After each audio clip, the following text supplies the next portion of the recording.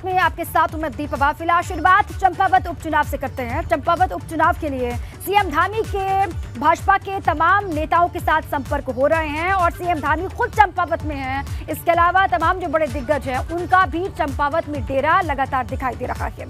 प्रदेश अध्यक्ष मदन कौशिक 4 दिनों के चंपावत के दौरे पर, चुनाव प्रभारी रेखा वर्मा, कैबिनेट मंत्री चंदन रामदास समेत कई मंत्री यहां पर मौजूद हैं, डेरा जमाए हुए हैं। और ऐसा कहा जा रहा है कि इस उपचुनाव को लेकर केंद्रीय मंत्री और यूपी के मुख्यमंत्री योगी आदित्यनाथ भी यहां जा सकते हैं और प्रचार करते हुए आपको नजर आ सकते हैं।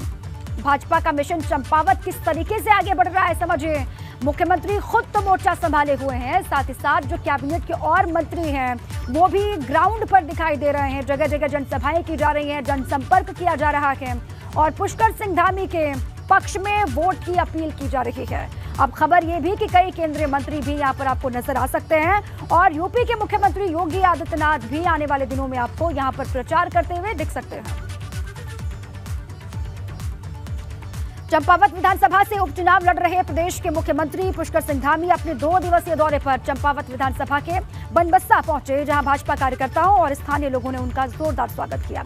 इस दौरान मुख्यमंत्री ने बनबस्सा के गुदनी क्षेत्र, कैनाल क्षेत्र और अन्य ग्रामीण क्षेत्रों में रोड शो किया। मुख्यमंत्री ने जनता से 31 मई को होने वाले मतदान में बढ़ चढ़कर हिस्सा लेने का आह्वान भी किया है और मीडिया से बातचीत के दौरान चंपावत से बीजेपी प्रत्याशी और मुख्यमंत्री पुष्कर सिंह धामी ने कहा कि आज वो चंपावत में एक बार फिर से जनता से आशीर्वाद मांगने के लिए उनके बीच पहुंचे हुए हैं। सभी का आशीर्वाद लेने के लिए, सभी का समर्थन मांगने के लिए, उनके मत के लिए और उनके आशीर्वाद के लिए इस क्षेत्र में आया हूं। मैं इस क्षेत्र की देवतुल्य जनता का सबका धन्यवाद करना चाहता हूं, जिन्होंने पिछले आम चुनाव में भी यहाँ से हमारे यहाँ के प्रत्याशी कैलाश चंद गहतोड़ी जी को भारी बहुमत से इस क्षेत्र से जिताया था और उन सब लोगों का समर्थन आज भी जो है मैं देख रहा हूं कि उनके अंदर उत्साह भी है, जोश भी है और हम अभिभूत हैं। हमारे पास शब्द नहीं है कि हम उनका किन शब्दों में धन्यवाद करें। इस क्षेत्र के लिए हम कृत संकल्पित हैं कि ये क्षेत्र आने वाले समय में एक आदर्श क्षेत्र के रूप में जाना जाए, आदर्श क्षेत्र के रूप में आगे बढ़े।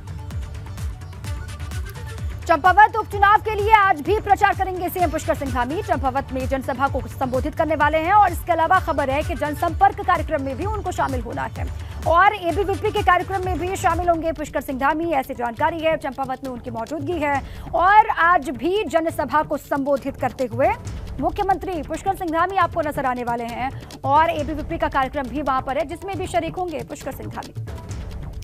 बड़ी जानकारी है, चंपावत उपचुनाव को लेकर प्रचार प्रसार तेज हो गया है। मंत्री सौरभ बहुगुणा करेंगे चंपावत में कई नुक्कड़ सभाएं और प्रत्याशी भाजपा के साथ में मुख्यमंत्री उत्तराखंड पुष्कर सिंह धामी चुनाव यहां से लड़ रहे हैं। उनके पक्ष में माहौल तैयार करते हुए सौरभ बहुगुणा आपको नजर आने वाले हैं। 31 मई को चंपावत उपचुनाव के लिए मतदान होना है, वोटिंग होनी है, उससे पहले भाजपा ने मोर्चा संभाल लिया। और अब बात कांग्रेस की, देखिए चंपावत उपचुनाव के लिए कांग्रेस का प्रचार भी तेज हो गया है। आज चंपावत में प्रचार करते हुए आपको नजर आने वाले हैं पूर्व मुख्यमंत्री हरीश रावत। कांग्रेस प्रत्याशी निर्मला गहतोड़ी के लिए प्रचार प्रसार वो करेंगे। निर्मला गहतोड़ी के लिए हरीश रावत वोट की मांग करेंगे। 31 मई को वोटिंग होनी है और उससे पहले कांग्रेस ने भी अपने प्रचार अभियान को तेज कर दिया है और मैदान में उतर रहे हैं खुद पूर्व सीएम हरीश रावत और यहां पर जाकर के कांग्रेस के पक्ष में माहौल बनाने की वो कोशिश करेंगे। निर्मला गहतोड़ी के लिए वोट की अपील चंपावत के लोगों से करेंगे।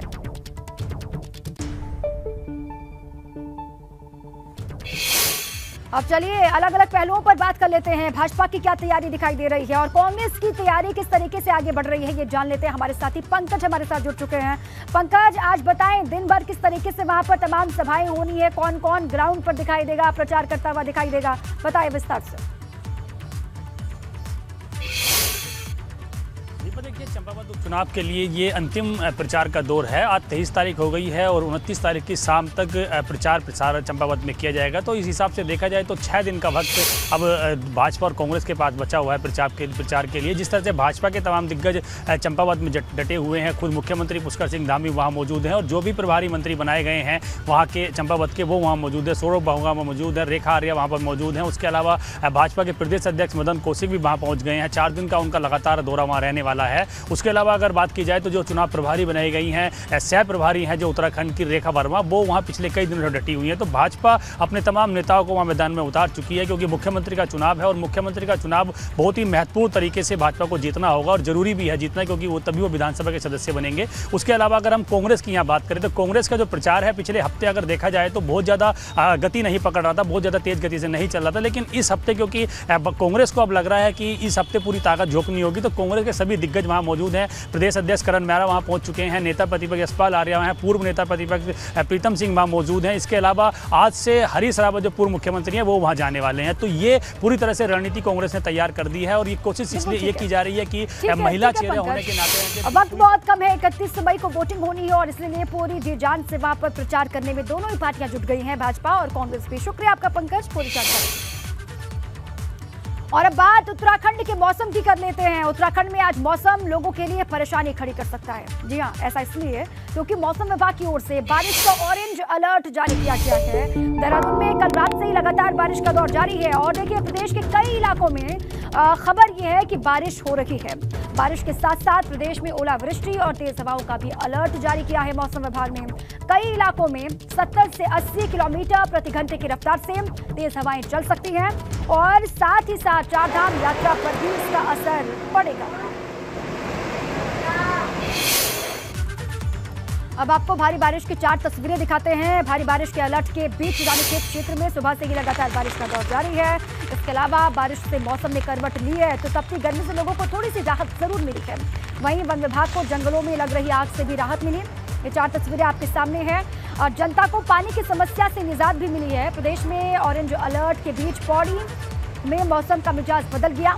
सुबह से ही बारिश ने लोगों को राहत दी है तो वहीं बढ़ती गर्मी के बाद मौसम विभाग ने यह अलर्ट जारी किया है कि अभी और 1-2 दिन ऐसे ही बारिश का दौर जारी रहेगा। रुड़की में भी मौसम का मिजाज बदल गया है, यहाँ आंधी तूफान के साथ बारिश हुई।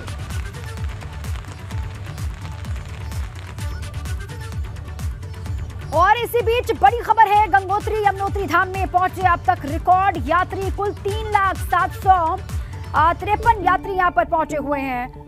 यमुनोत्री धाम में 1,27,617 यात्री यहां पर पहुंचे हुए हैं। गंगोत्री धाम में 1,73,136 श्रद्धालु पहुंच गए हैं। ये डेटा है, ये अभी तक का डेटा है। गंगोत्री यमुनोत्री धाम में अभी तक कितने श्रद्धालु पहुंचे हैं देखिए, ये आंकड़ा भी आपके सामने। 3 लाख से ज्यादा श्रद्धालु यहां पर अभी तक पहुंच चुके हैं दोनों ही धामों में और अभी भी लगातार बहुत बड़ी संख्या में श्रद्धालु यहां रुक कर रहे हैं।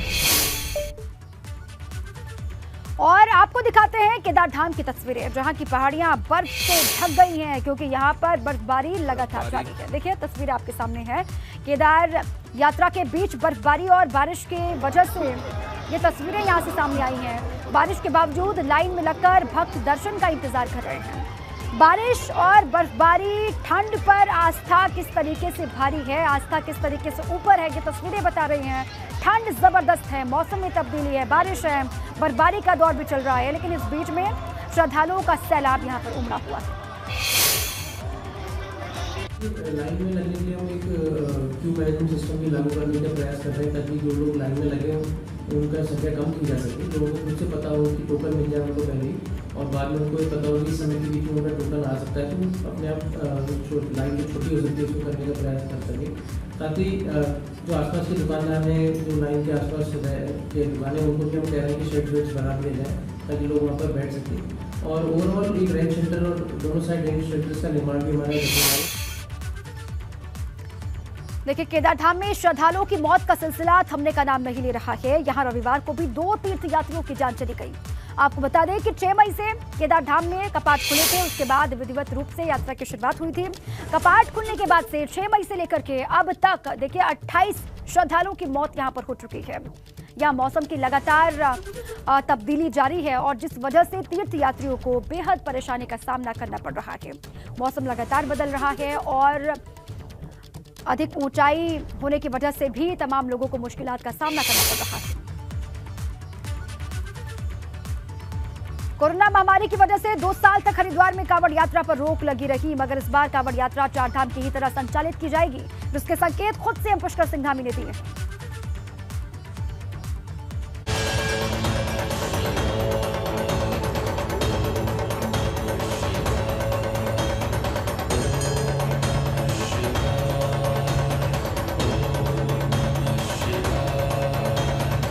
2 साल बाद धर्मनगरी हरिद्वार एक बार फिर से भगवा रंग में रंगने जा रही है। सरकार ने चारधाम यात्रा की ही तरह से कांवड़ यात्रा को भी सुचारू रूप से कराने की तैयारी कर ली है। अभी कुछ रोज पहले ही हरिद्वार दौरे के दौरान सीएम धामी ने कांवड़ को लेकर अधिकारियों के साथ मीटिंग की थी, जिसके बाद प्रशासन की तरफ से कांवड़ की तैयारियां शुरू कर दी गई। इस बार जो हम लोगों का अपना अनुमान है, जैसे पिछले दिनों अभी कुछ धार्मिक पर्वों पर जिस तरह की भीड़ उमड़ी है, जिस तरह से लोगों का आगमन हुआ है, या हम लोग चारधाम यात्रा में देख रहे हैं, उससे देख के लगता है कि इस बार होने वाली कांवड़ यात्रा बहुत ही ऐतिहासिक होगी और बहुत ज़्यादा बड़ी तादाद में लोग आएंगे। सभी हमने अपने लाइन डिपार्टमेंट्स को निर्देश दिए थे कि कांवड़ के जो भी संभावित हमारे रूट हैं या जो हमारे पहले से चले आ रहे रूट हैं, चाहे वो नहर की पटरी का रूट हो, और इस बार तो संभावना ये भी है कि हमारा ये 4 लेन बन गया है नारसन बॉर्डर से लेकर यहाँ तक का, हरिद्वार तक का, उस पर भी कांवड़ चलेगी।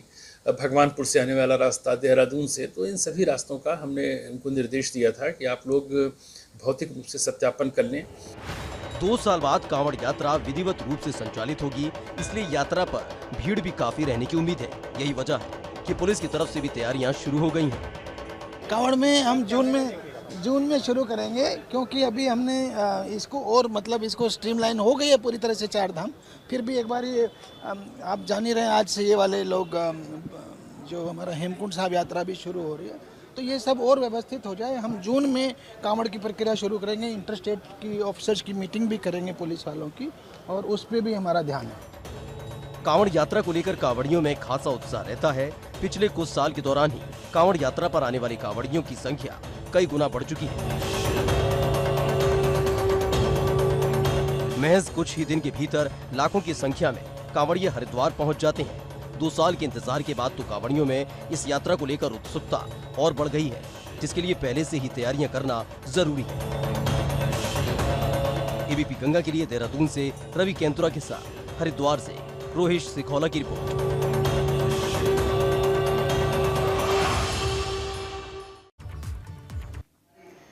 ये खटीमा से खबर है। खटीमा में टोल टैक्स कर्मियों के साथ दबंगों ने पिटाई कर दी और अब पिटाई का ये वीडियो सोशल मीडिया पर वायरल हो रहा है। पीड़ित टोल टैक्स कर्मियों ने प्रशासन से दबंगों के खिलाफ कड़ी कार्रवाई की मांग की है।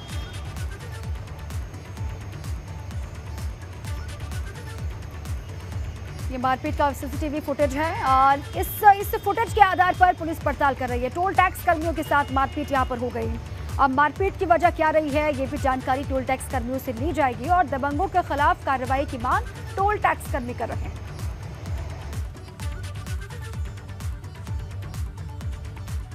धर्म संसद में हेट स्पीच में जेल जाकर सुप्रीम कोर्ट से जमानत पर रिहा हुए जितेंद्र नारायण सिंह त्यागी उर्फ वसीम रिजवी और उत्तराखंड हाईकोर्ट से जमानत मिलने पर रिहा हुए उत्तराखंड काली सेना के प्रमुख स्वामी दिनेशानंद भारती महाराज ने हरिद्वार स्थित शांभवी धाम में पीठाधीश्वर पूज्य स्वामी आनंद स्वरूप महाराज की मौजूदगी में रुद्राभिषेक किया।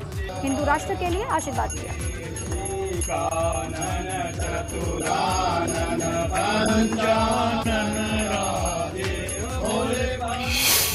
कुमाऊं और नागा रेजिमेंट के जवानों ने कपकोट के सुंदरढुंगा की माउंट दुर्गाकोट पर्वत का सफल अभियान पूरा कर लिया है। जवानों ने चोटी में जाकर तिरंगा फहराकर अभियान को सफल बनाया। तस्वीर भी दिखा रहे हैं। पहली बार सेना के दल ने इस चोटी पर जीत हासिल की है। कुमाऊं और नागा रेजिमेंट के जवानों का दल पिछली 9 मई को खरकिया पहुंचा था और कपकोट से खरकिया तक जवानों को छोड़ने के लिए थानाध्यक्ष और पुलिस की टीम यहां पर गई हुई थी। 10 मई से 20 मई तक दल का अभियान चला और 21 मई को दल 5800 मीटर ऊंची दुर्गाकोट चोटी को फतेह करने में सफल हो गया। रुड़की के ढंडेरा निवासी आकाश मधवाल का आईपीएल में चयन होने पर खुशी का माहौल है। खिलाड़ी आकाश मधवाल का चयन मुंबई इंडियंस टीम के लिए हुआ है और आईपीएल खिलाड़ी आकाश मधवाल चयन के बाद अपने आवास ढंडेरा पहुंचे। उनका ढोल नगाड़ों के साथ जोरदार स्वागत किया गया। आईपीएल खिलाड़ी आकाश मधवाल ने बीपी गंगा से बातचीत में कहा कि आईपीएल के दौरान सीनियर खिलाड़ियों के साथ बिताया गया समय अच्छा रहा, उनसे सीखने को मिला। तो ये बहुत मेहनत के बाद मुझे मिला है और एक सपना था कि पहले आईपीएल खेलना है फिर इंडिया खेलना है। अब वो धीरे धीरे इंडिया भी जाएगा, सपना मेहनत करें। ये जलाल रुड़की से और खेल रहा है ऋषभ पंत, अब आपका आईपीएल में चयन हुआ है, तो कितनी खुशी मानते हैं और किसे श्रेय देना चाहते हैं आप? खुशी बहुत है। मतलब जब पहली बार कोच ने कहा था कि हम आपको स्क्वाड में शामिल कर रहे हैं तो बहुत अलग फीलिंग थी। उसके बाद सबसे पहली कॉल मैंने मम्मी को ही करी थी, मम्मी को बताया तो मम्मी ने फिर मुझे एक लाइन कही थी कि यहीं तक नहीं है, आगे और जाना है। तो उसके बाद मैं संभल गया था, फिर मैंने सोचा था कि हाँ फ्यूचर भी और आगे जाना है। तो बहुत अच्छा लगता है, मम्मी का बहुत अच्छा मोटिवेशन है, मम्मी मुझे बहुत सपोर्ट करती है।